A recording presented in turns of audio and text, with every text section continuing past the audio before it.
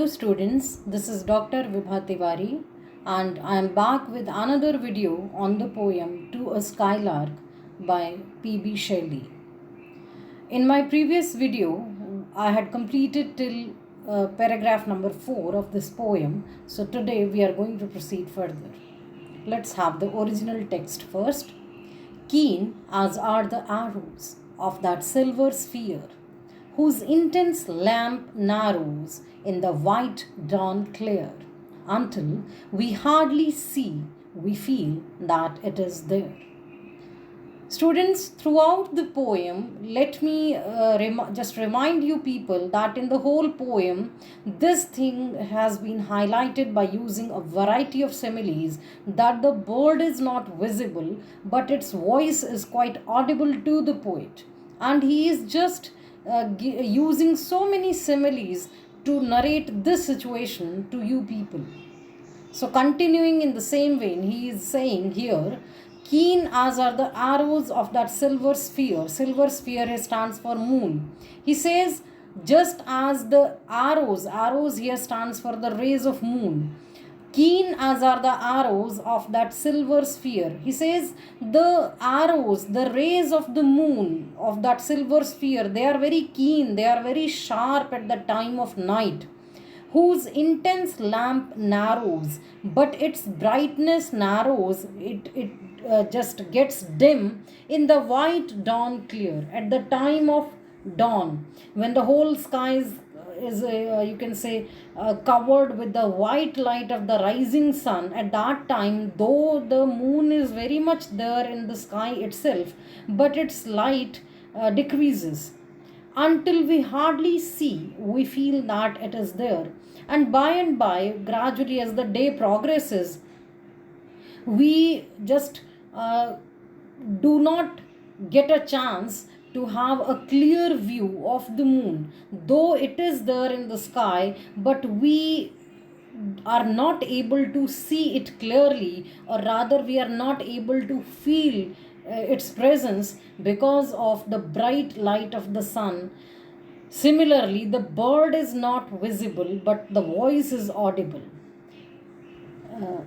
कीन as are the arrows of that silver sphere. जैसे चांद की जो arrows होती हैं, किरणें होती हैं, वो बहुत कीन होती हैं, बड़ी शार्प होती हैं रात के time. But whose intense lamp narrows, पर उसका जो इंटेंस लैम्प है, उसकी जो वो गहरी रोशनी है, तीखी रोशनी है, वो नैरो हो जाती है, सक्रिय हो जाती है, कम हो जाती है in the white dawn clear, साफ सुथरी सुबह के वक्त. भाई जैसे मॉर्निंग होती है, धीरे धीरे रात की जो ये चांद और तारे रहते हैं, इनकी रोशनी धीरे धीरे कम होनी शुरू हो जाती है. और आपने कभी देखा हो मॉर्निंग के टाइम पे स्काई, तो आपको सन और मून दोनों दिखेंगे, बट ये रहता है डिफरेंस, ये रहता है कि सन आपको ब्राइट दिखेगा और मून वाइटिश दिखेगा. तो वही चीज़ पोइट कह रहे हैं कि जो मून है, चांद है, इसकी जो एरोज हैं, किरणें हैं, वो बहुत कीन होती हैं, बड़ी शार्प होती हैं, बड़ी तीखी होती हैं रात के वक्त.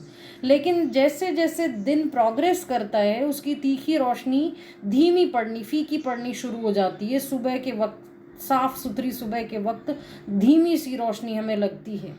अनटिल वी हार्डली सी, और धीरे धीरे जैसे जैसे दिन बढ़ना शुरू हो जाता है, वैसे वैसे हमें वो मुश्किल से दिखता है, चांद दिखता ही नहीं है, क्योंकि इतनी ज़्यादा रोशनी रहती है सन की कि उसके पीछे चांद की रोशनी ढक जाती है, छिप जाती है.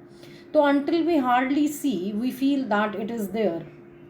धीरे धीरे दिन के बढ़ने के साथ हमें वो मुश्किल से दिखता है, हमें एहसास भर रहता है कि वो वहाँ पर है. वैसे ही पोइट को स्काईलार्क दिख नहीं रहा, लेकिन उसकी आवाज़ पोइट को मजबूर करती है कल्पना करने के लिए, इमेजिन करने के लिए इन ब्यूटीफुल सिमिलीज को. All the earth and air with thy voice is loud, as when the night is bare from one lonely cloud, the moon rains out her beams and heaven is overflowed. लगातार मैं आपको ये बात कह रही हूँ कि पूरी पोएम में बहुत ब्यूटीफुल सिमिलीज़ का यूज़ करके पोएट ने यही बात साबित करने की कोशिश की है कि बर्ड जो है वो नहीं दिख रहा, पर उसकी आवाज़ इतनी खूबसूरत है, इतनी प्यारी है कि पोएट कंपेल हो गया है, मजबूर हो गया है उस आवाज़ को सुनकर इस पोएम को लिखने के लिए। उसी चीज़ को बरकरार करते हुए, कंटिन्यू करते हुए पोइट यहाँ कहता है, all the earth and air with thy voice is loud. It appears through the poet. See, he is a poet, so he is very good at imagining the things, and he can even exaggerate the things. So that's why he's saying that the voice of Skylark is very much audible, and the whole earth and the whole sky is full of the sound, full of the voice of the bird. It is just his imagination. Perhaps he just wants to highlight the fact that the voice of the Skylark is very much clearly audible to him. So he is comparing again this situation with a beautiful simile कि all the earth and air with thy voice is loud, कि ओ bird तुम्हारी आवाज़ से सारी धरती और आकाश गूंज रही है. देखिए पोएट है, चीज़ों को एग्जाजरेट करना उसकी कह सकते हैं, उसको लिबर्टी, उसको छूट है. आप सोच रहे होंगे कि इतना सा बर्ड कैसे धरती और आकाश को गुंजा सकता है, तो नहीं गुंजा रहा होगा, लेकिन पोएट को क्योंकि वो आवाज़ साफ साफ सुन रही है, तो परहैप्स इस वजह से इस चीज़ को हाईलाइट करने के लिए वो इस तरह के लाइंस को यूज़ कर रहे हैं कि all the earth and air with thy voice is loud, कि सारी धरती और आकाश तुम्हारी आवाज़ से गूंज रहा है. As when night is bare, like when the night is bare, bare means when the night is very clear, the sky is very clear, there are not there are, you can say, no hindrances in the coming of the light. कोई बाधा नहीं होती चांद की तारों की रोशनी धरती तक पहुंचने के लिए, ऐसी रात की बात की जा रही है. As when night is bare, from one lonely cloud the moon rains out her beams and the heaven is overflowed. See, very beautiful, very lovely simile has been used here. He says the bird is not visible, but the voice is telling me that it is very much near to me. Similarly, this situation can be compared to particular situation when the sky is clear and there is only one cloud in the sky and the moon is hidden behind that cloud. The light of the moon strikes the cloud and the whole sky is covered with the moonlight. The moon is not visible, it is hidden behind the cloud. Even then the moonlight tells us that it is very much there in the sky. Similarly, the bird is not visible, but its voice, which is very loud and clear to the poet, tells him that it is very much in the sky.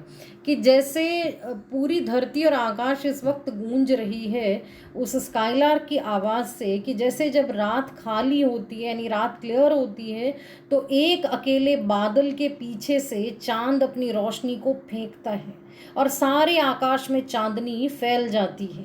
उसी तरह से bird जो है वो तो नहीं दिख रहा है उस चांद की तरह से जो बादल के पीछे छिपा है, लेकिन जैसे चांदनी सारे वातावरण में फैल जाती है उसी तरह से उस बर्ड की आवाज़ पूरे माहौल में गूंज रही है.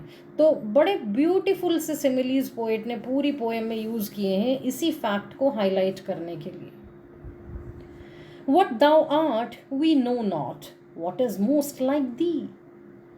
From rainbow clouds there flow not drops so bright to see, as from thy presence showers a rain of melody. बड़ी अच्छी सी लाइन्स है बिगिनिंग में. पोएट ने क्वेश्चन पुट अप किया है, कहता है what thou art we know not, who are you we don't no.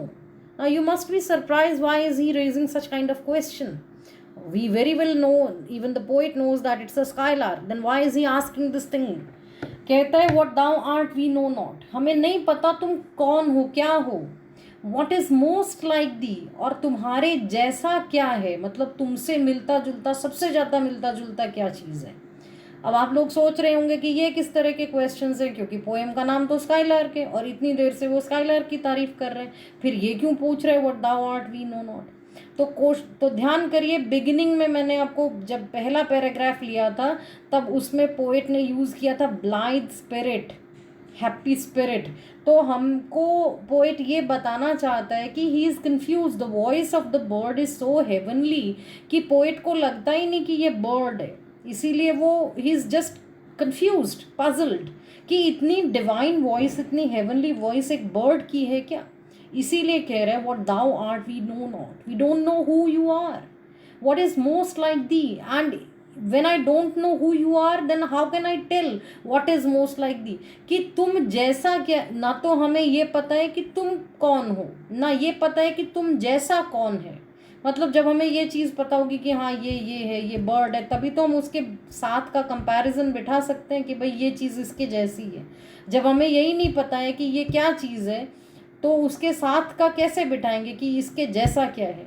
यानी इन दोनों क्वेश्चंस को पूछने का मकसद ये है पोइट का कि he simply wants to highlight that the voice of the bird is so divine, it is so heavenly, it is so soothing that is confused that it can not be the voice of a bird. वो confusion में है, वो उस आवाज़ की जो गहराई है, जो उसको, उसकी आत्मा को वो जो छू रही है आवाज़, उसकी वजह से वो पजल्ड है कि ये एक्चुअली में बर्ड है भी कि नहीं। इसीलिए कहता है कि तुम क्या हो हमें नहीं पता, और तुम जैसा क्या है ये भी नहीं। पर आगे कंपैरिजन करता बड़ा खूबसूरत सा, from rainbow clouds there flow not drop so bright to see. कहते हैं कभी भी रेनबो क्लाउड्स से, रंग बिरंगे बादलों से, there flow not drop so bright to see, इतनी चमकीली बूंदें, बारिश की बूंदें कभी नहीं। सोचिए कितना खूबसूरत सा सीन होगा, स्काई में रेनबो है, क्लाउड्स हैं और बारिश हो रही है, कितना खूबसूरत सीन होगा। पर पोइट कह रहे हैं कि उन बादलों से भी, उन इंद्रधनुषी बादलों से भी, उन रेनबो क्लाउड से भी, there flow not drop so bright to see, इतनी चमकीली बूंदें कभी नहीं गिरी होंगी। कैसी बूंदें? As from thy presence showers a rain of melody, like because of your presence there is a shower of melody. एक बारिश सी हो रही है संगीत की, तुम्हारी प्रेजेंस की वजह से, तुम्हारी मौजूदगी की वजह से एक खूबसूरत सी बारिश सी हो रही है गीत की, संगीत की। वो जो बारिश है वो इतनी ख़ास है, इतनी सुंदर है, इतनी मन को लुभाने वाली है कि शायद इंद्रधनुषी बादलों से भी कभी इतनी खूबसूरत, इतनी चमकीली, इतनी अट्रैक्टिव बूंदें नहीं गिरी होंगी। He simply wants to highlight the fact that the voice of the skylark is so divine, it is so soul touching that it cannot be compared with any other thing. The most beautiful thing in this world, one of the most beautiful thing in this world, is the rain which is coming out of rainbow clouds. But even that is not, that is nothing as compared to the melodious voice of the skylark, which is also coming continuously just like raindrops. So that's all for today.